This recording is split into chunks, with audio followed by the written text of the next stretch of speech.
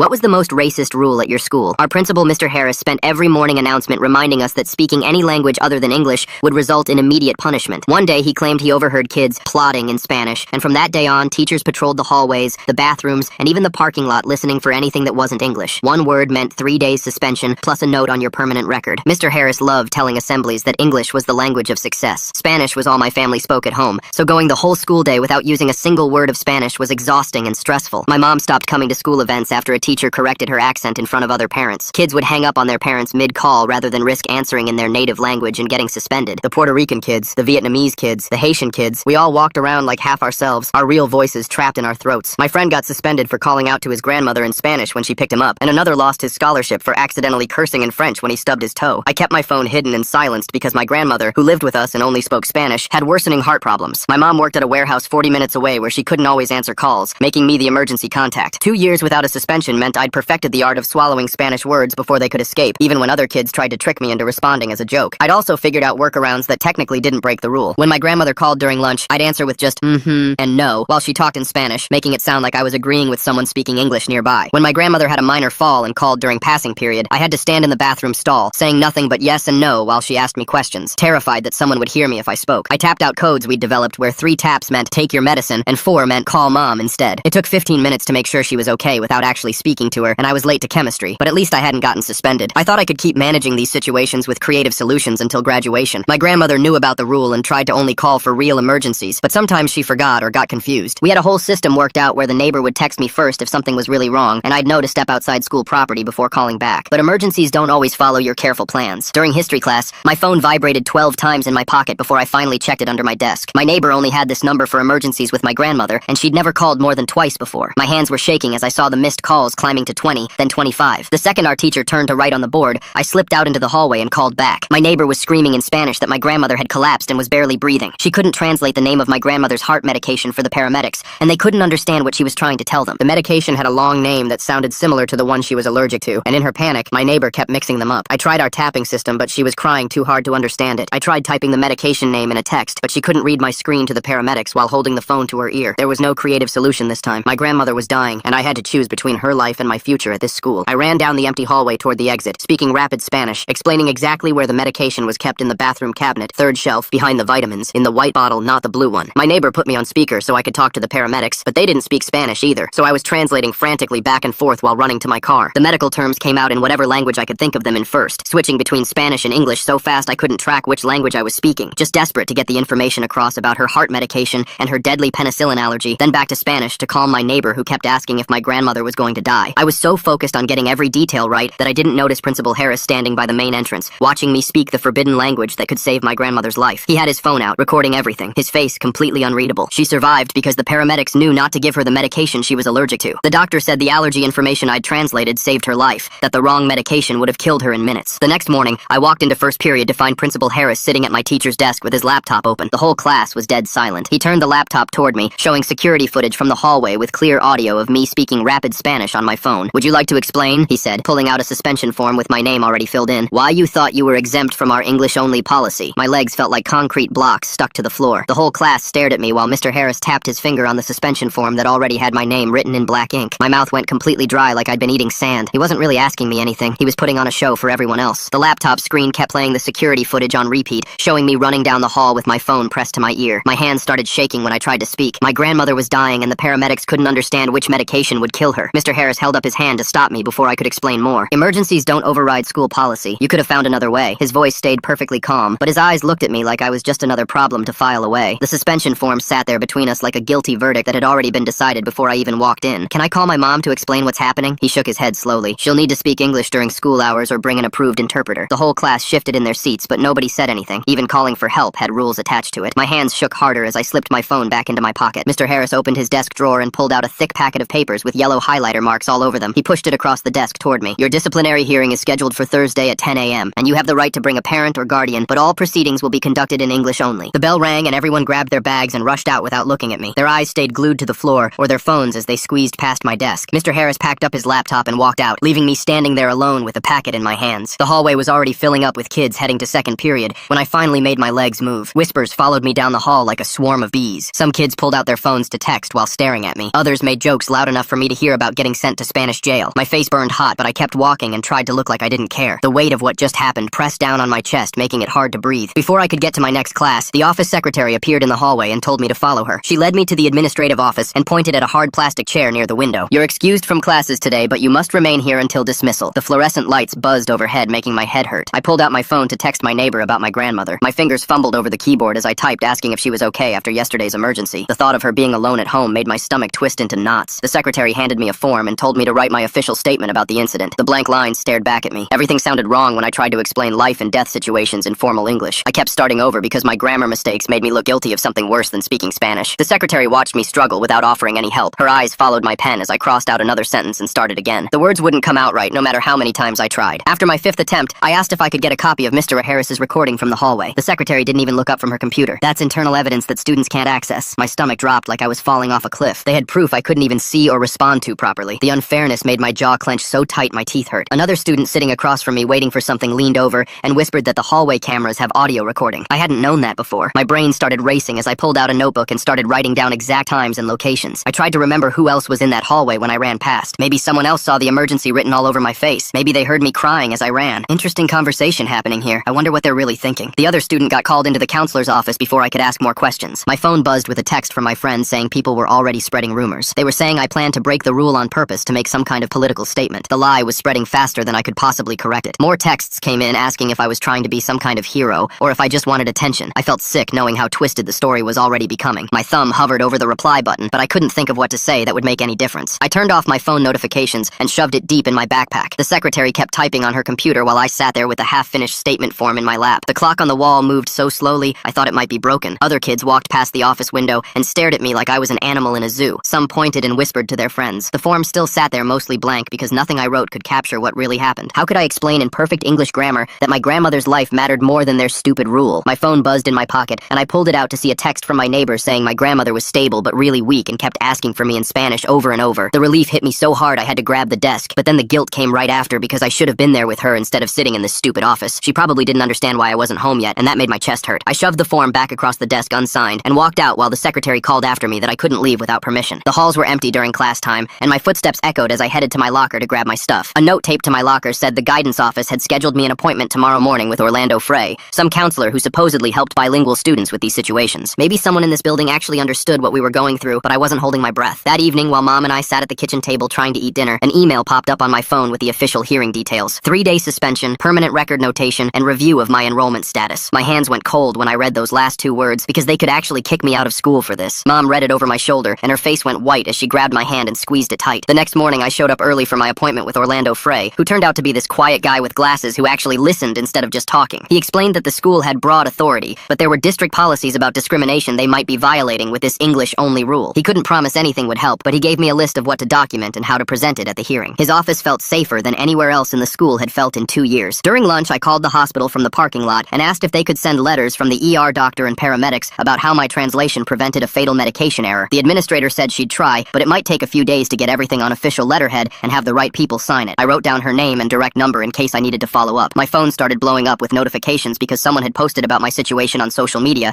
and now everyone had opinions. Half the comments said rules are rules, and I knew what would happen. The other half said saving a life matters more than any stupid policy. The notifications made me dizzy, so I deleted the apps off my phone because I didn't want to be anyone's political symbol or debate topic. After chemistry, my teacher asked me to stay behind, and once everyone left, she quietly admitted the language policy felt wrong, but teachers could lose their jobs for speaking up about it. She pointed to a page in the student handbook showing the district's own non-discrimination language that seemed to contradict the English-only rule. Her hands shook a little as she showed me where to find it online and told me to make copies. That evening, a guy named Ruben Guidry from some legal aid group called after my mom reached out to them for help. He explained that Title VI protects language minorities, but schools often claim safety exceptions to get around it. Any federal complaint would take months to process, way past graduation, so the system moved slower than my life did. The next morning, I went to the main office and requested a Spanish interpreter for my hearing, since my mom struggled with formal English and legal terms. The secretary said they don't provide interpreters for disciplinary hearings, only for special education meetings, and I made sure to write down her exact words. Mike Fair, the assistant principal, pulled me aside in the hallway and suggested I just take Saturday detention instead of fighting this whole thing. He looked tired, like he'd had this conversation before, and knew exactly how it would end for kids like me. The easy path tempted me for about 2 seconds before I remembered my grandmother's face when the paramedics were trying to help her, and nobody could understand what she needed. I told Mike thanks, but no thanks, and kept walking to class. The rest of the week crawled by with teachers looking at me weird, and kids whispering when I walked past. Some of them tried to talk to me in Spanish as a joke, joke to see if I'd respond and get in more trouble. I kept my mouth shut and my head down, counting the days until the hearing. My grandmother called twice, but I let it go to voicemail because I couldn't risk anyone hearing me speak Spanish on the school property again. Mom took time off work she couldn't afford to help me prepare for the hearing, going through the handbook and printing out everything Orlando had suggested. We stayed up late organizing documents and practicing what I would say in English, even though it felt wrong explaining in English why speaking Spanish saved a life. The morning of the hearing, my stomach hurt so bad I could barely eat breakfast, but Mom made me try anyway. My phone buzzed with an email notification while I was getting my papers together. The scholarship committee had sent a message about reviewing all disciplinary records before making final decisions. My hands went cold reading that they'd be checking my permanent record next week. This wasn't just about missing 3 days of school anymore. 4 years of straight A's and perfect attendance could mean nothing if that suspension went through. I shoved the phone in my pocket and grabbed my backpack, trying not to think about how college might disappear because I spoke Spanish to save my grandmother's life. The hearing was set for 2 o'clock, but first I had to get through a whole school day. At lunch, I got a text from Mom that my grandmother was released from the hospital. She needed someone watching her constantly now and checking her medications every 4 hours. I spent the rest of lunch period setting up phone alarms and texting our neighbor about check-in times. The chemistry test was tomorrow and I hadn't studied at all. Everything felt like it was piling up at once. During study hall, an email from Ruben popped up on my laptop. He'd been researching and found that recording hallway audio might violate state privacy laws, but he also said courts usually gave schools lots of power for safety reasons. Every legal argument had a counter-argument that helped the school. The whole system seemed set up to protect them, not us. My phone vibrated with a text from a classmate I barely knew. She'd sent a shaky video that showed Principal Harris standing by the entrance with his personal phone pointed right at me while I was on my emergency call. This wasn't just security cameras catching something by accident. He'd deliberately recorded me himself, like he'd been waiting for me to mess up. I forwarded the video to Orlando right away, my fingers shaking with anger. That night I stayed up making a timeline of everything that happened. Orlando came over and helped me write down every single timestamp and detail I could remember. He kept crossing out parts where I wrote how I felt and made me stick to just the facts. The times, the places, who said what, who was there. No opinions, no emotions, just cold, hard facts that nobody could argue with. Working on it actually helped calm my nerves a little. The next day during lunch, I walked around quietly asking Vietnamese and Haitian kids about their experiences with the language rule. Most were scared to talk, but a few wrote anonymous statements for me. One girl lost her National Honor Society spot after answering her mom's call in Vietnamese. A Haitian boy's parents stopped coming to his games because they were afraid of speaking French by accident. The stories kept coming, each one showing the same pattern of fear and lost opportunities. After school, I collected more statements, and the picture got bigger and uglier. That evening, I sat at my computer typing up a formal grievance to the district. I cited discrimination and denial of interpreter services,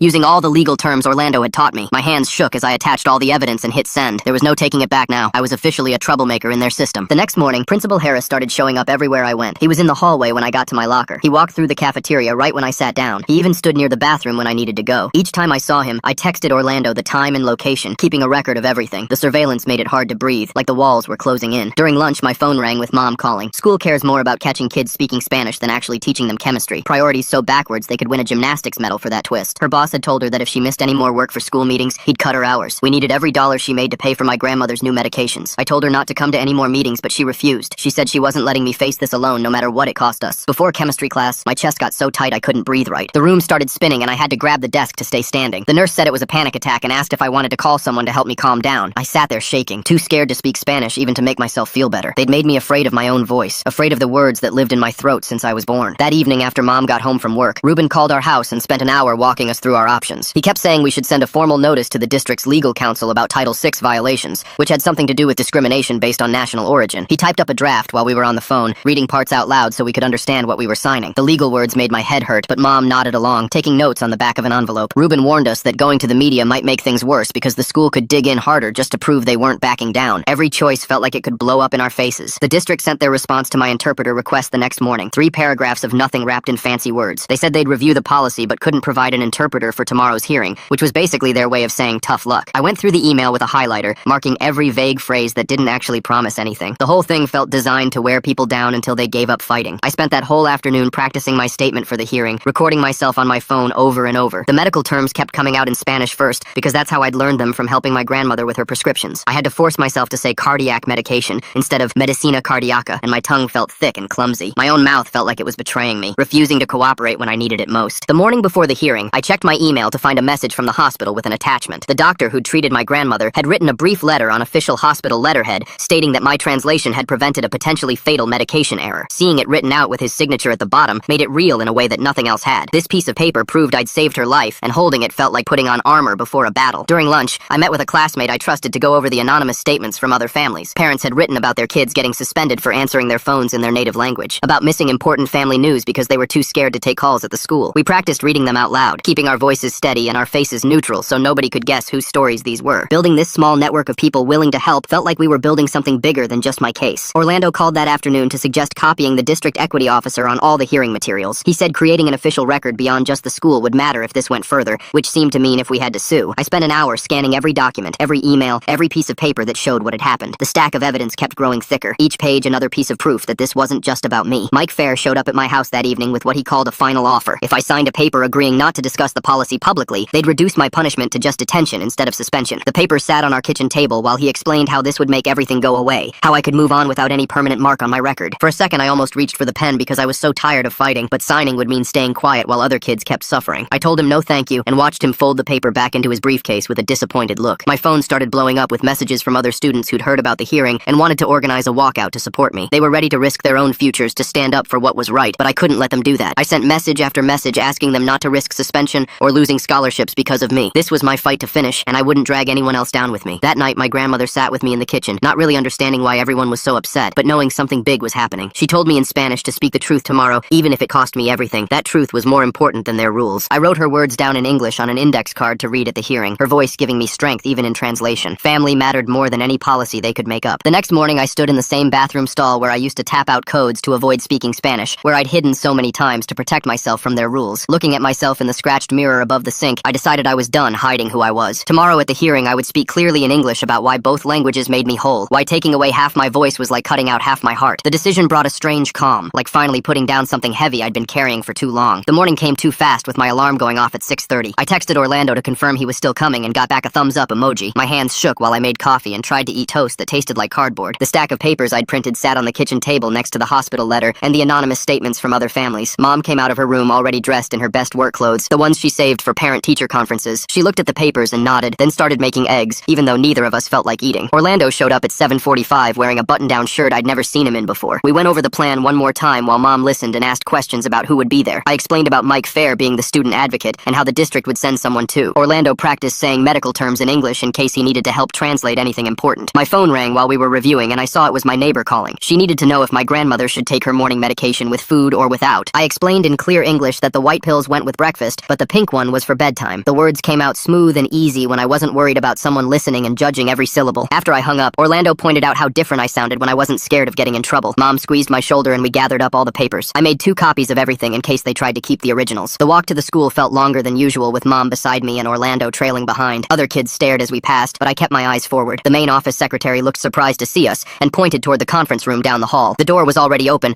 and I could see the long table set up inside. Principal Harris sat at the head with his laptop open and a stack of folders beside him. Mike Fair was to his left with a yellow legal pad and pen. A woman I didn't recognize sat across from Mike with a district badge on her lanyard. The teacher representative turned out to be my sophomore English teacher, who gave me a small nod when we walked in. There was no interpreter, even though I'd requested one in my grievance paperwork. Orlando took the chair behind me while Mom sat to my right. The room smelled like coffee and copy paper. Principal Harris didn't look up from his laptop for a full minute after we sat down. When he finally did, his face was completely neutral, like we were discussing attendance numbers instead of my future. He turned the laptop screen toward me and hit play on the security footage. The hallway video showed me running while talking on my phone, my mouth moving fast as I switched between languages. The audio was clear enough to hear every Spanish word I'd said to my neighbor and the paramedics. He let it play for 3 minutes before stopping it and pulling out a suspension form with my name already typed at the top. He stated that the evidence clearly showed willful defiance of school policy regarding English-only communication on the school property. I kept my voice steady and confirmed that yes, I had spoken Spanish in the hallway that day. I explained about my grandmother's heart condition and the medication mix-up and how the paramedics needed exact information to save her life. My hands were shaking under the table, but I kept them flat against my thighs. Principal Harris wrote something on his form while I talked. I pulled out the hospital letter and slid it across the table toward the district representative. She picked it up and read it carefully while Principal Harris said the letter didn't change the fact that I'd broken a clearly stated rule. He said policies existed for a reason and making exceptions would undermine the entire system. The district woman asked to keep the letter and made her own notes on a tablet. I handed her the stack of anonymous statements from Vietnamese and Haitian families describing how the rule affected them. The way she practices saying cardiac medication instead of medicina cardiaca shows how our brains store different kinds of knowledge in different languages. How does forcing someone to translate medical terms they learned in Spanish actually help anyone? One family had missed a funeral because they couldn't coordinate childcare without being able to speak their language. Another had a child who wet himself because he was afraid to ask for the bathroom in Vietnamese when he forgot the English word. The district woman's eyebrows went up as she read through them. Principal Harris's jaw got tighter with each page she turned. Mike Fair asked if I had any additional documentation, and I pulled out screenshots of the state education codes about language access. Mom's phone rang, and she fumbled to answer it on speaker when Mike suggested she could provide context about our family situation. Her English came out choppy as she tried to explain about working at the warehouse and my grandmother living with us. When she got stuck on a word, Orlando leaned forward and whispered it to me, and I repeated it louder so everyone could hear. Mom talked about missing discussing school events because teachers made fun of her accent and how she worried every day about me getting suspended for helping with my grandmother. Her voice cracked when she said she was proud of me for saving my grandmother, even if it meant getting in trouble. The district woman typed faster while Mom talked. Mike Fair cleared his throat and suggested that if I withdrew my district grievance, they could reduce the suspension to just 1 day instead of 3. I shook my head and said I wanted the policy reviewed instead of any deals about punishment. I kept my tone respectful, but didn't back down when he pressed about being reasonable. Principal Harris said I was being deliberately difficult and that actions had consequences. The district woman looked between Principal Harris and Mike Fair before saying she thought any disciplinary decision should wait until the district could review its language access policies more thoroughly. Principal Harris's face turned red as he insisted that school-level decisions didn't require district approval for standard disciplinary actions. The district woman reminded him that civil rights complaints went through different channels than regular discipline issues. They went back and forth using careful professional language while my fate hung in the air between them. After another hour of back and forth, they finally reached their decision. The district woman typed something on her laptop while Principal Harris sat there with his arms crossed, looking mad. She turned the screen toward me, showing the official ruling that I'd get 1 day of in-school suspension starting tomorrow. My record would be flagged as under review, and the district would look into their interpreter policies for emergency situations. It wasn't winning or losing, but something in between that nobody was happy about. I signed the paper without saying anything because there was nothing left to say. The next morning, I reported to the small room near the main office where they kept suspended kids. The room had 3 desks facing the wall and no windows. I sat there doing worksheets while missing my chemistry lab where we were supposed to be doing the titration experiment that counted for 10% of our grade. My teacher had already said there were no makeup labs allowed, so my grade dropped from an A to a B just like that. During lunch, I ate alone in that room while the monitor watched me from her desk. Some kids walked by the door on their way to the cafeteria, and I saw a few nod at me through the small window, but others were whispering and pointing. One girl mouthed that I got off easy, while another shook her head like I'd caused too much trouble for nothing. The social cost was becoming clear as I sat there with my sandwich getting soggy. That evening, I went straight to my grandmother's room, where she was sitting in her chair watching her Spanish soap opera. She asked me about school, but I just told her it was fine, and sat next to her on the floor leaning against her chair. We watched the show together without talking about what happened at the hearing, because she didn't need to know what speaking Spanish cost me at that school. She ran her fingers through my hair like she used to when I was little, and we shared that quiet comfort without needing any words at all. 3 days later, I got an email forwarded from my mom that the district had sent to all staff about starting a limited inquiry into language access practices at schools. Walking through the hallways that week felt different, because conversations would stop when I passed, and some teachers seemed nervous when they saw me like they were worried I might report them for something. My English teacher, who used to joke around with me now, kept our interactions strictly professional. Being right about the policy didn't mean being welcome in the building anymore. 2 weeks after the hearing, a memo went out announcing an emergency exception for language use during medical or safety situations and requiring schools to honor interpreter requests for parent meetings. Principal Harris called an assembly to explain that the new rules only applied to documented emergencies and regular school communication still had to be in English. He stood at the podium reading from the memo in the most narrow way possible, but it was still progress, even if it was small. The scholarship committee sent me a letter saying they were deferring their decision until my final record status was clear, which left me stuck, not knowing if I'd have money for college or not. I wrote them careful updates every week talking about my grades and activities without mentioning the suspension directly, but focusing on my academic performance while the review continued. Waiting for their answer became its own kind of punishment because I couldn't make any college plans without knowing if I had that scholarship. I submitted an op-ed to the school paper about what it felt like to walk around half-voiced without being able to speak your native language. I described the feeling of words getting stuck in your throat and having to translate your thoughts before speaking them without naming anyone specific or mentioning the suspension. After it got published, other kids started coming up to me quietly saying it captured exactly what they felt too. The Vietnamese kid from my math class showed me where he'd highlighted parts that matched his experience, and the Haitian girl from band said she'd sent it to her parents. Words on paper felt safer than words in hallways where someone might report you. The last week of school, I passed Principal Harris in the hall on my way to history class. We didn't acknowledge each other, but I didn't look away either, and neither did he. I kept walking to class, still careful with my words, but no longer silent about things that mattered. The fight wasn't over, but I was still standing, and sometimes that's enough to keep the small resistance going. Thanks for letting me explore all these questions with you today. It's been really interesting wondering about things together. Until next time, like the video, it helps more than you think.